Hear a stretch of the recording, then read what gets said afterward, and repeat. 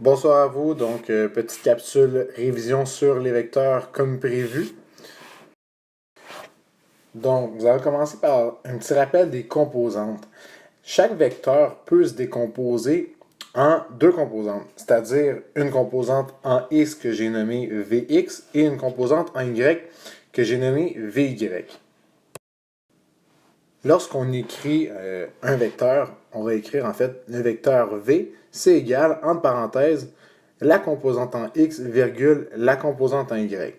Donc ça va bien lorsque on arrive exactement à des entiers pour nos composantes.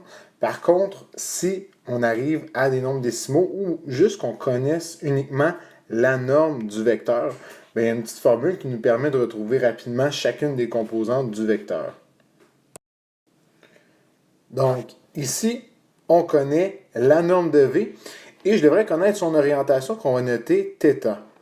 En fait, pour retrouver les différentes composantes de notre vecteur V, ce qu'on doit faire pour retrouver la composante en x, en fait, c'est la norme de V fois cos de θ, qui θ, en fait, est représenté par l'orientation. Et pour retrouver la composante en y, on va utiliser encore une fois la norme de V multipliée par le sinus de l'orientation. Donc, ici, un exemple qui va représenter ce qu'on vient de voir précédemment.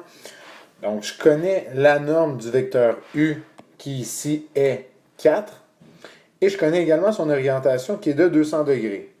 Je peux donc retrouver les composantes, donc c'est-à-dire celle en X et celle en Y en utilisant la formule qu'on a vue précédemment. Donc, ici, le vecteur U est égal à 4, la norme, multiplié par le cos de 200, ce qui me donne ma composante en x, et pour la composante en y, donc 4 multiplié par le sinus de 200.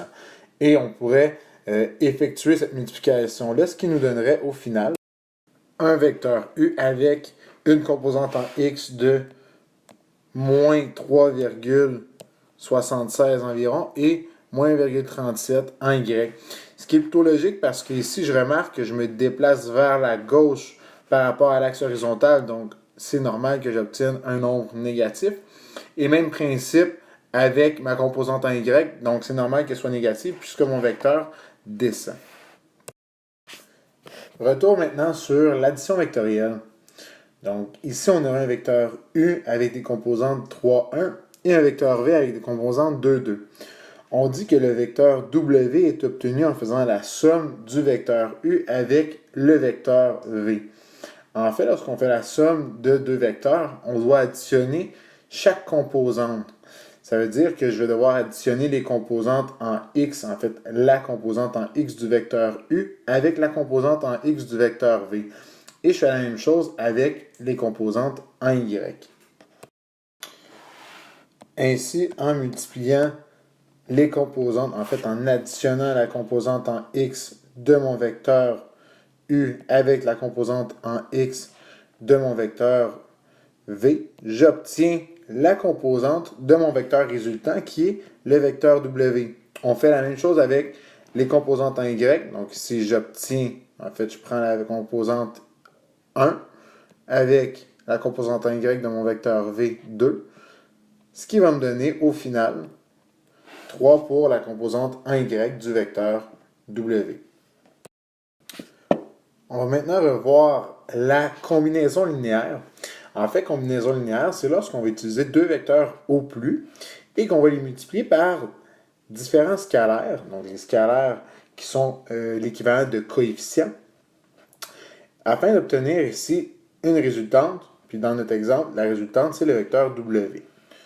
Donc, W, c'est égal à 2 fois le vecteur U moins 3 fois le vecteur V. Ce que je vais faire, je vais développer en fait chaque vecteur à l'aide des composantes.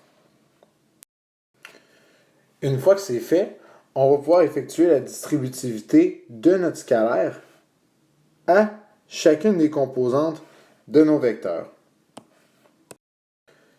Une fois que c'est fait, c'est comme l'addition vectorielle. Donc, il nous reste à additionner les composantes en x de chaque vecteur ensemble et de faire la même chose avec les composantes en y. Donc ici, j'additionne 8 avec moins 9, ce qui nous donne moins 1 pour la composante en x.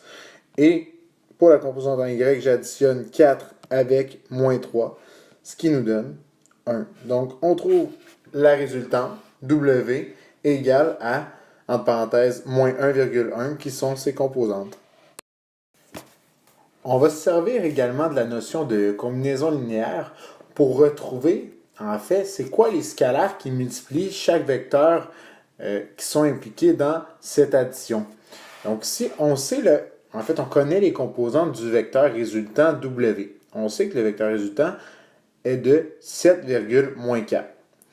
On veut savoir, le vecteur U, lui, doit être multiplié par quel scalaire et même chose pour le vecteur V, afin qu'on obtienne une résultante de 7 et moins 4. On écrit chaque vecteur sous forme de composantes et je vais maintenant pouvoir distribuer les scalaires K1 et K2 à l'intérieur de chacun des vecteurs.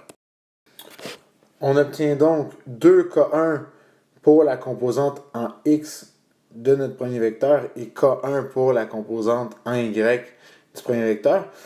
Et pour notre vecteur V, en fait, une fois qu'on l'a multiplié par la composante, par le scalaire, K2, on obtient K2, moins 2K2. On sait que 7, qui est la composante de notre vecteur résultant, elle est obtenue en faisant la somme de notre composante en X du premier vecteur avec la composante en X du deuxième vecteur. Et à partir de ça, on va écrire une équation, puis on va faire la même chose pour les Y.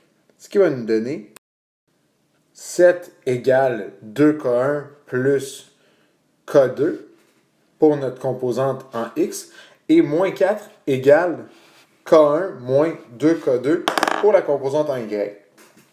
On a ici un système d'équations dans lequel on va pouvoir isoler une variable et éventuellement faire une comparaison. Ce qu'on va faire, ce qui va nous permettre de retrouver la valeur de K1 et de K2. J'ai donc isolé K2 dans chacune des équations. Puisque j'ai une égalité, à K2, je vais pouvoir mettre 7 moins 2K1 égale à moins 4 plus K1 sur moins 2. Ensuite, on va pouvoir résoudre cette équation-là et trouver une valeur de K1. Je vous épargne les étapes. On va obtenir au final un K1 qui a une valeur de 2. Et pour retrouver la valeur du K2, en fait, on va remplacer dans l'équation la plus simple qui, dans ce cas-ci, serait 7 moins 2K1 qui va nous donner la valeur de K2. On obtient donc une valeur de K2 qui est de 3. Dernière étape, il nous reste à réécrire le vecteur W en ayant remplacé nos deux scalaires qu'on vient de trouver. On sait maintenant que le vecteur W est obtenu en multipliant 2 fois le vecteur U avec 3 fois le vecteur V. En espérant que cette capsule-là vous a aidé, donc je vous souhaite une bonne étude et j'espère que vous allez arriver préparé à l'examen.